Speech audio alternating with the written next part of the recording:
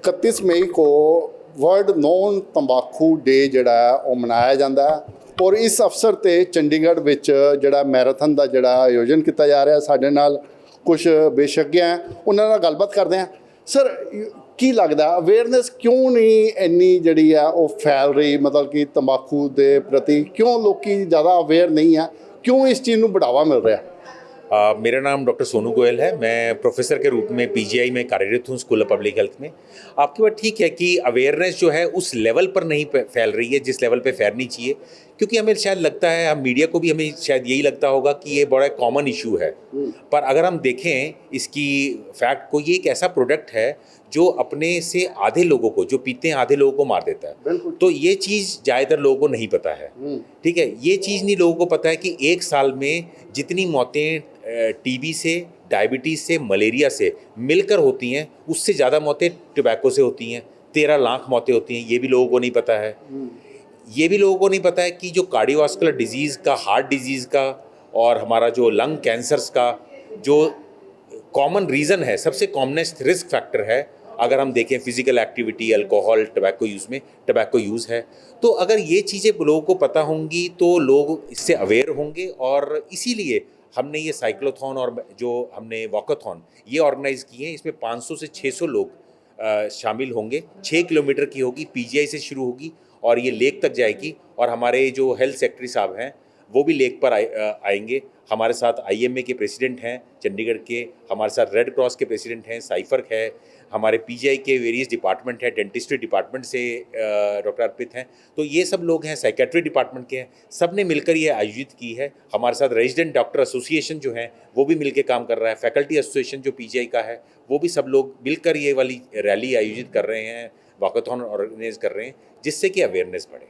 Doctor साहब, मुझे ये लग रहा है जो तंबाकू है या बीड़ी सिगरेट है, मतलब कि अगर नशे की शुरुआत होती है तो इसी चीज़ से होती है। मैं बचपन में मैंने देखा है 9वीं 10वीं में 8वीं में, तो बच्चे को वो कहते हैं यार देख यार ये सिगरेट पी के देख, या ये बीड़ी पी के देख। मैं शुरुआत जो है, क्योंकि ये इजी अवेलेबल है, तो ये शुरुआत जितनी बारी भी नशे की, जितनी भी नशेड़ियों से आप बातचीत करोगे, वो शुरुआत जो है बीड़ी सिगरेट से होती है, लेकिन इसी को हम बंद नहीं कर पा रहे।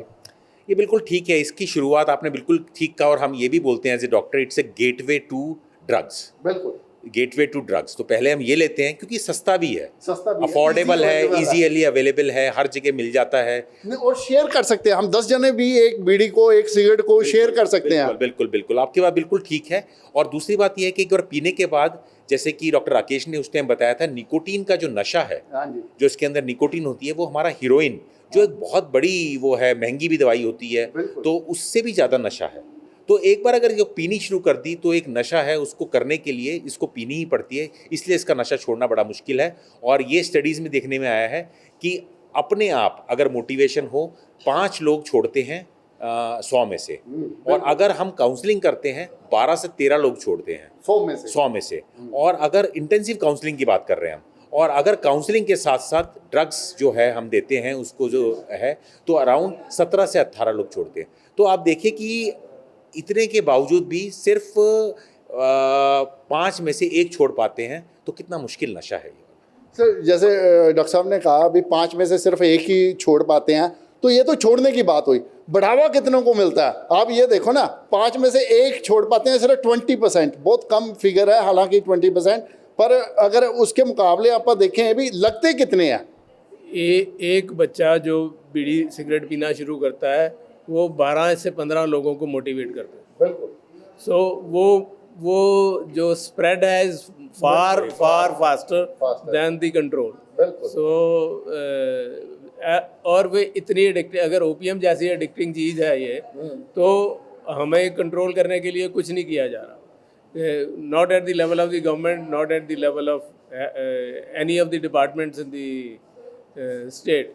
सो किसकी ड्यूटी है? ड्यूटी अभी ये एनजीओज़ की रह गई है कि टबैको को कंट्रोल करो, क्योंकि सरकार को तो पैसे चाहिए, वो पैसे तो एक्साइज से आने हैं, तो एक्साइज तो टबैको से ही मिलनी है, तो उन्होंने कंट्रोल नहीं करना है। तो वो कंट्रोल तभी कर सकते हैं अगर कोई सेंसिबल लीडर आए जो सोचे पब्लिक की भलाई के लिए, तो कंट्रोल होगा। और अगर हम ओपीएम की कल्टीवेशन बंद कर सकते हैं कंट्री में, तो टबैको की क्यों नहीं कर सकते? हाँ, जबकि वो उस ओपिनियन का तो फिर सर दवाइयों में इस्तेमाल है, तंबाकू का तो कहीं इस्तेमाल भी नहीं है। यूजेज ही ओपीएम का 2% पॉपुलेशन में है कंट्री का, वेयर एज टबैको का यूजेज तो 40% 35% पॉपुलेशन में है। तो क्यों नहीं कर सकते? Why are we not bothered about the health of the society? और जबकि सारी बीमारियां इसी से शुरू होती हैं। ब्लड प्रेशर इससे होता है, कैंसर इससे होता है, लंग्स की सीओपीडी बीमारी जिसमें सांस नहीं लिया जाता इससे होता है, and it is a very common cause of death for non communicable disease. तो why not bother about it? Why not look at the health of the society? अगर सरकार कहती है कि जब पार्टीशन हुआ तो हमारी एवरेज लाइफ सोसाइटी की 41 ईयर्स थी, आज अगर 75 ईयर्स या 74 ईयर्स हो गई है तो इसको हम 94 भी कर सकते हैं। बिल्कुल कर सकते हैं, फॉरेन में है। अगर हम टोबैको बंद कर दें, अगर ऐसी बीमारियां जो नॉन कम्युनिकेबल है उनको कंट्रोल करने की कोशिश करें। सर मुझे एक चीज मैं थोड़ी क्लैरिफाई करना चाहता हूँ कि जैसे डॉक्टर साहब ने बताया ना कि एक्साइज बहुत मिलती है सरकार को, वो भी गलत है। मुझे लगता है उससे ज़्यादा तो नहीं खर्चा है नहीं, सरकार का। 3 गुना ज्यादा खर्चा होता है बीमारियों पे। So it is not a good business proposal for government. और जैसे ऐसा नहीं है कि सरकार इसके बारे में चिंतित नहीं है, मगर जो tobacco industry it's a big industry, उनके पास मसल पावर भी है, मनी पावर भी है वर्ल्ड ओवर, तो वो होने नहीं देते। जब भी कोई सख्त लॉ होता है तो उनकी कोशिश होती है कि इसको रोका जाए। अब जैसे इलेक्ट्रॉनिक सिगरेट बंद की है तो उन्होंने कोशिश की कि इलेक्ट्रॉनिक सिगरेट पे बैन हट जाए, गुटखा बंद किया तो वो सोचते हैं कि भी गुटखा पे बैन किया जाए। हर एक्ट में वो इंटरफेयर करते हैं। So that is the main issue. Doctor साहब मुझे ये लगता है भी अब हम जो तंबाकू वाला नशा है या जो सिगरेट वाला नशा है, इसको फैमिली ने एक्सेप्ट कर लिया। यदि हमारी फैमिली का एक मेंबर पी रहा है तो बाकी मेंबर उसको अपोज नहीं करते, वो कहते यार चलो ये तो रूटीन है। ऐसा नहीं लगता आपको? देखिए, ये एक सामाजिक बदलाव पिछले कई वर्षों से हमने देखा है। जैसे आप अगर ये देखेंगे, पहले लोग कुर्ता पजामा ज़्यादा पहनते थे, अब पैंट शर्ट ज़्यादा पहनते हैं, क्योंकि पैंट शर्ट पहनना अब नॉर्मल हो गया है। ऐसे ही तंबाकू को धीरे धीरे मीडिया के माध्यम से, टीवी के माध्यम से, मूवीज फिल्मों के माध्यम से उसको नॉर्मल एक्टिविटी बना दिया और साथ में ग्लैमराइज और कर दिया। बिल्कुल है ना। आपको याद होगा, अभी तो थोड़ी कम है पर अभी भी बहुत मूवीज हैं जिसमें जो मूवी का सबसे बड़ा हीरो होता है वो अपने आप को बहुत कूल, बहुत सुपर दिखाने के लिए वो स्मोकिंग करता है और अलग टाइप के टोबैको प्रोडक्ट्स को यूज़ करता है।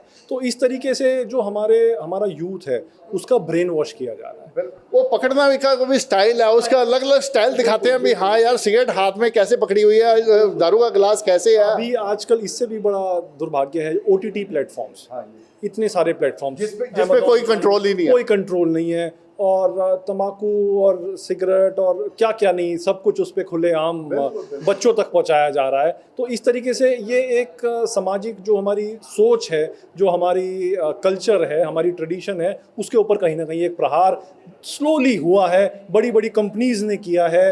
एंड उसका ये नतीजा है कि आज तंबाकू नॉर्मल है।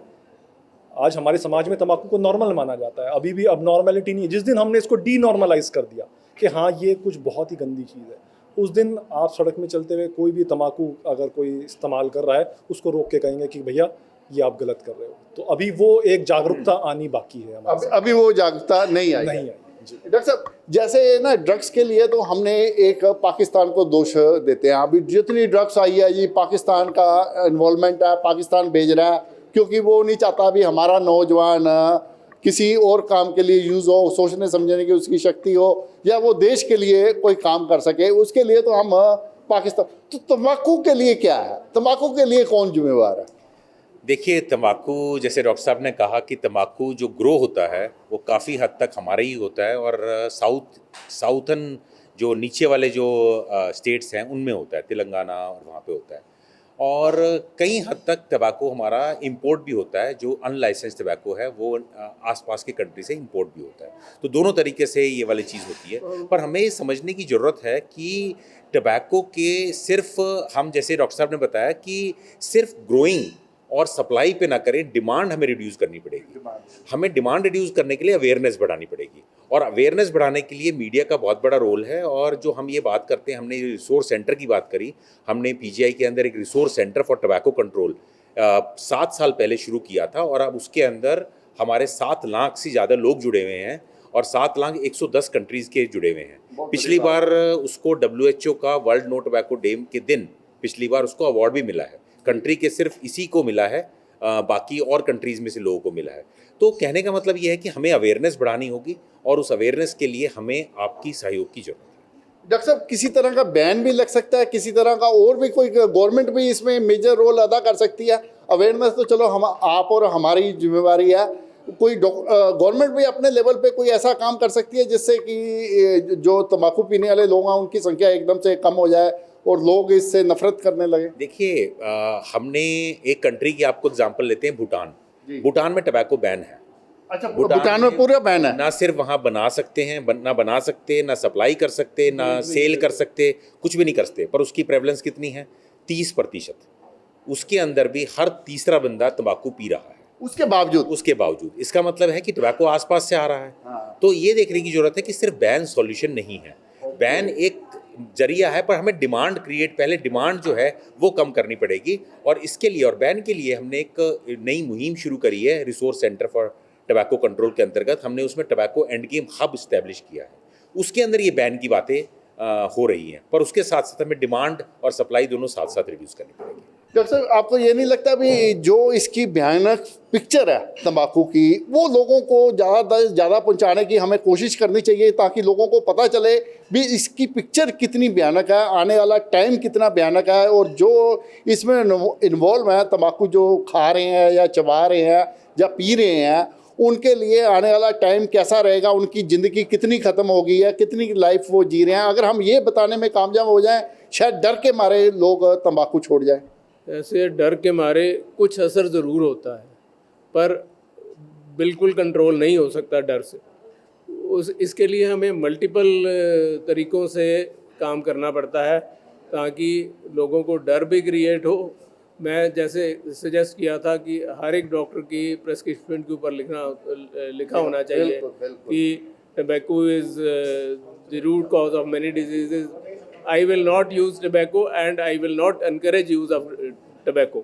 So ऐसी चीज़ हेल्थ केयर सेंटर से जा सकती है, हेल्थ से लोगों से जा सकती है। गवर्नमेंट अपना रोल प्ले करे, रिलीजियस लीडर्स अपना रोल करें। जैसे सिख गुरुज ने प्रीच किया कि टबैको नहीं लेना, ऐसे ही अगर हिंदू लीडर्स भी टीच करें टबैको नहीं लेना, मुस्लिम लीडर्स भी टीच करें टबैको नहीं लेना, क्रिश्चियंस भी बोले, तो that will be another way.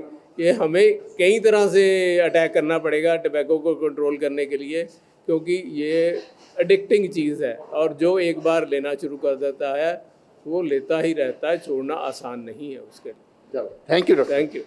तो जैसे डॉक्टर साहब ने कहा, बिल्कुल ठीक है गल भी यदि तंबाकू ਨੂੰ छुड़ाना है ਤਾਂ ਉਸਦੇ ਲਈ ਚਾਰੋਂ ਤਰਫੋਂ ਪ੍ਰਹਾਰ ਕਰਨਾ ਪੈਣਾ। ਸਿਰਫ ਇਸ 'ਚ ਗੌਰਮੈਂਟ ਆਪਣਾ ਰੋਲ ਅਦਾ ਕਰੇ, ਆਪਾਂ ਗੌਰਮੈਂਟ ਨੂੰ ਦੋਸ਼ ਠਹਿਰਾਈਏ, ਉਹ ਵੀ ਇਹ ਠੀਕ ਨਹੀਂ ਹੈ। ਉਸਦੇ ਲਈ ਨੇਪਾਲ ਜੈਸੀ ਜਿਹੜੀ ਕੰਟਰੀ ਆ ਉਦਾਹਰਨ ਹੈ। ਨੇਪਾਲ 'ਚ ਤੰਬਾਕੂ ਬੈਨ ਹੈ, ਉਸਦੇ ਬਾਵਜੂਦ ਉੱਥੇ ਕਹਿੰਦੇ ਜਿਹੜਾ ਭੂਟਾਨ ਆ ਉੱਥੇ ਆਲਰੇਡੀ ਤੰਬਾਕੂ ਜਿਹੜਾ ਪੀਤਾ ਜਾ ਰਿਹਾ, ਮਤਲਬ ਉੱਥੇ ਵੀ ਜਿਹੜੇ ਲੋਕ ਹੈ ਤੰਬਾਕੂ ਪੀ ਰਹੇ ਨੇ। ਇਸ ਕਰਕੇ ਜਿੱਦਾਂ ਡਾਕਟਰ ਸਾਹਿਬ ਨੇ ਕਿਹਾ ਕਿ ਸਾਡੇ ਜਿਹੜੇ ਧਾਰਮਿਕ ਗੁਰੂ ਆ ਉਹਨਾਂ ਨੂੰ ਵੀ ਇਸ 'ਚ ਇਨਵੋਲਵ ਹੋਣਾ ਪੈਣਾ, ਸਰਕਾਰ ਨੂੰ ਵੀ ਇਨਵੋਲਵ ਹੋਣਾ ਪੈਣਾ, NGO ਨੂੰ ਵੀ ਇਨਵੋਲਵ ਹੋਣਾ ਪੈਣਾ, ਤਾਂ ਜਾ ਕੇ ਆਪਾਂ ਇਸ ਤੰਬਾਕੂ ਦਾ ਕੋਈ ਨਾ ਕੋਈ ਸਲੂਸ਼ਨ ਜ਼ਰੂਰ ਕੱਢ ਪਾਵਾਂਗੇ। ਮੈਂ ਦਿਨੇਸ਼ ਗੋਇਲ, ਕੈਮਰਾਮੈਨ ਅਨਿਲ ਦੇ ਨਾਲ, ਦੈਨਿਕ ਸਵੇਰਾ TV ਲਈ ਚੰਡੀਗੜ੍ਹ ਤੋਂ।